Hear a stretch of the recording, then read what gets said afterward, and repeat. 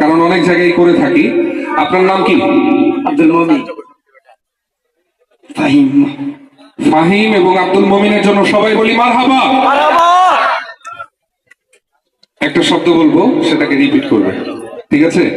Just repeat, মানে বারবার তাকরার, ঠিক আছে? লোহা রেলগাড়ি। লোহা রেলগাড়ি। বারবার বলবে।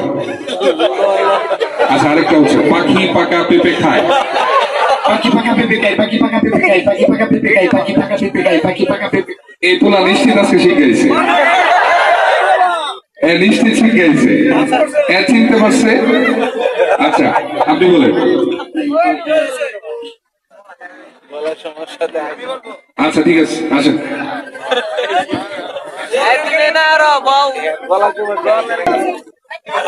লোহার রেলগাড়ি, লোহার রেলগাড়ি, লোহার রেলগাড়ি, লোহার রেলগাড়ি, লোহার রেলগাড়ি, লোহার রেলগাড়ি, লোহার রেলগাড়ি, লোহার রেলগাড়ি, লোহার রেলগাড়ি, লোহার রেলগাড়ি, লোহার রেলগাড়ি।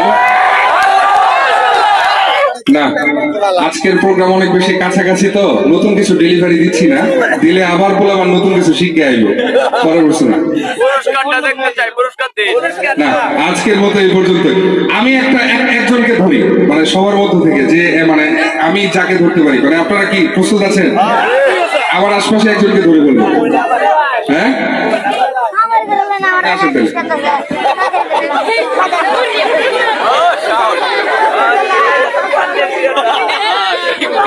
আপনি না পারলে বলেন, পারলে বলা যাবে না। কি বলবো? পাখি পাকা পেঁপে খায়।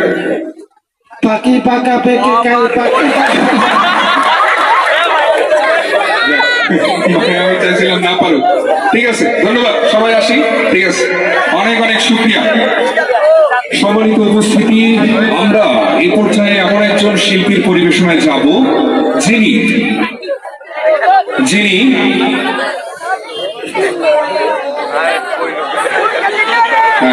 একটু কনসার্ন হয়, একটু একটু একটু একটু চুপ না হলে কিন্তু পরবর্তী পরিবেশনায় যাব না, এভাবে চলবে। মঞ্চে এ পর্যায়ে আমাদের মাঝে নাসির গাইবেন আজকের আয়োজনের প্রধান আকর্ষণ, বাংলাদেশে রাষ্ট্রপতি কর্তৃক একমাত্র পুরস্কার প্রাপ্ত কণ্ঠশিল্পী আবু রায়হান।